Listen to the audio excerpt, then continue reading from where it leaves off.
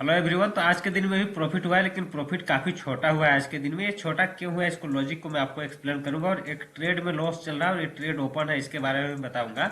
और आज हमने काफी कम ट्रेड लिया है। यहाँ पे देख रहे हैं कि दो ही ट्रेड लिया है, और ये ट्रेड तो कल का ट्रेड था। तो आज के दिन में ट्रेड लिया ही नहीं। क्यों नहीं लिया, आप अगर चार्ट को अगर समझेंगे, आप देखिए, क्योंकि प्रॉफिट भी कम इसलिए हुआ क्योंकि मार्केट में आज मूवमेंट ही नहीं हुआ है कोई भी साइड में।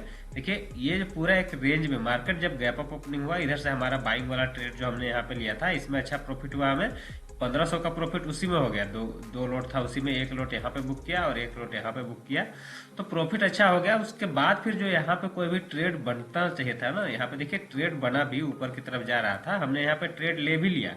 लेकिन ऑप्शन बाइंग में ये सब प्रॉब्लम होता है कि नेट नेट क्या हुआ कि दिन भर कंसोलिडेट किया और कॉल और पुट दोनों के जो प्रीमियम है वो कम हो गए। तो इसके कारण यहाँ पे छोटा सा ये लॉस चल रहा है। कोई दिक्कत नहीं है, मार्केट का ट्रेंड में कोई भी चेंज नहीं हुआ है, इसीलिए हमने इस लॉस को भी एग्जिट नहीं किया है। हाँ, ट्रेंड में चेंज हो जाता है, कुछ हमें सेलिंग का सिग्नल दिखने लगता है, तो इस ट्रेड से एग्जिट करके हम सेलिंग के ट्रेड भी ले सकते हैं। तो उसके बारे में भी मैं आपको अभी एक्सप्लेन करूंगा। अभी जो मार्केट का स्ट्रक्चर है उसको समझिए। देखिए, निफ्टी आज क्या किया है कि आज ऑल टाइम हाई टच किया है निफ्टी।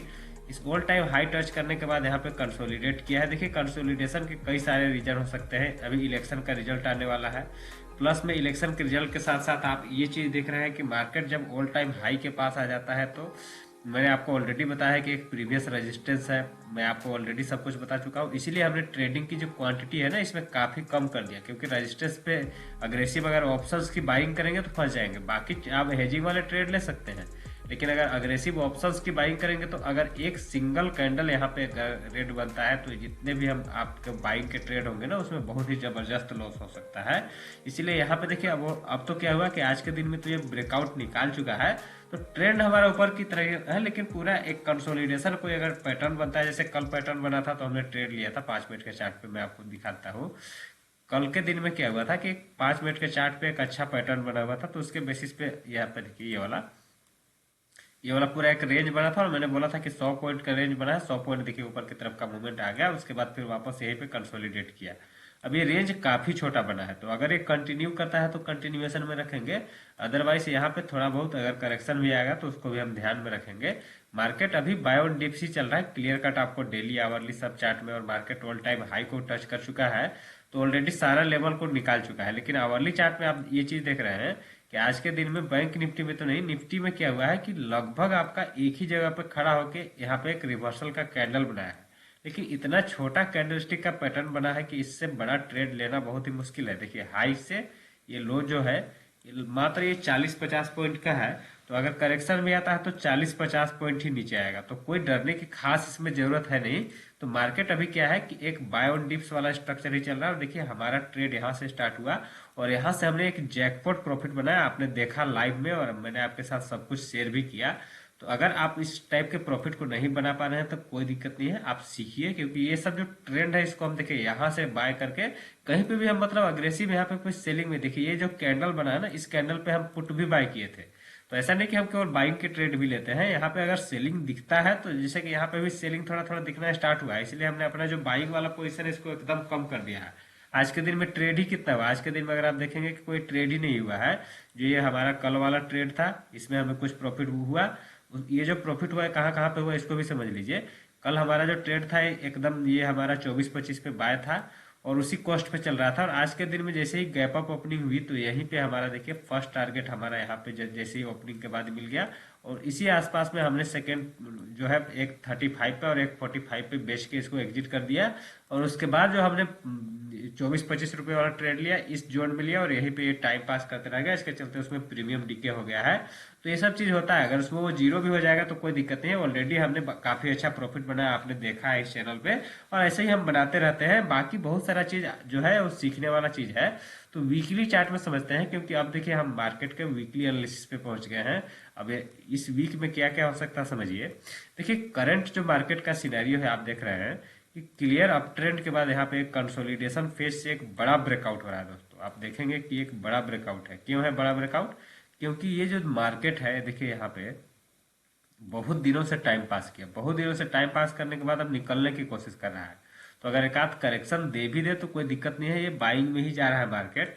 तो अभी हमें ऊपर का जो बहुत बड़ा टारगेट है वो क्लियर कट हमें यहाँ पे विजिबल है। हाँ, इस टारगेट को ट्रेड करने के लिए क्या है, बाय ऑन डिप्स की ही रणनीति होना चाहिए। अगर आप टॉप पे बाय करेंगे फंसेंगे तो फिर प्रॉब्लम होगी।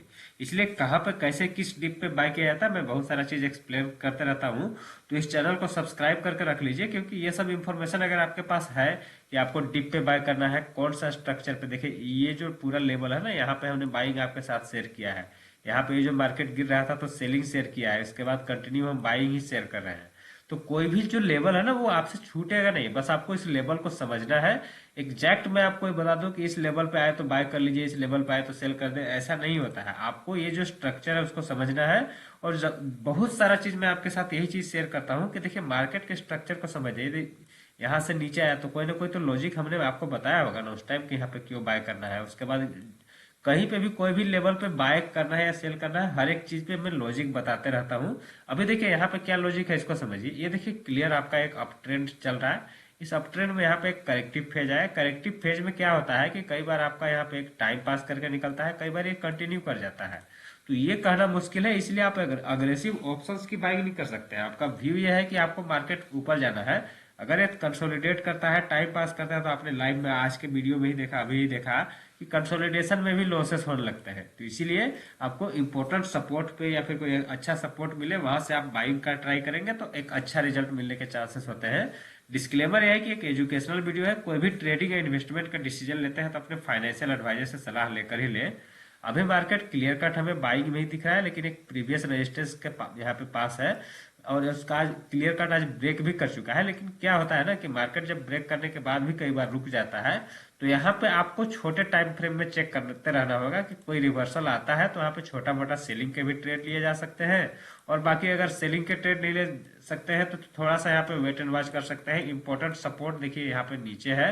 और अगर बात करूँ कि ये जो ट्रेंड चल रहा है, इस ट्रेंड का अगर स्टॉप लॉस की बात करूँ कि ये ट्रेंड कब रिवर्स हो जाएगा, तो ये काफी नीचे है, ये सब लेवल पे है। तो ये काफी जगह यहाँ पे भी है, तो ये मार्केट इस टाइप से यहाँ पे कंसोलिडेट भी कर सकता है। अगर ये कंटिन्यू करता है, हम कंटिन्यूएशन में ऑलरेडी हम बाइंग वाले पोजीशन में है तो कोई दिक्कत ही नहीं है, हम कंटिन्यू कर सकते हैं।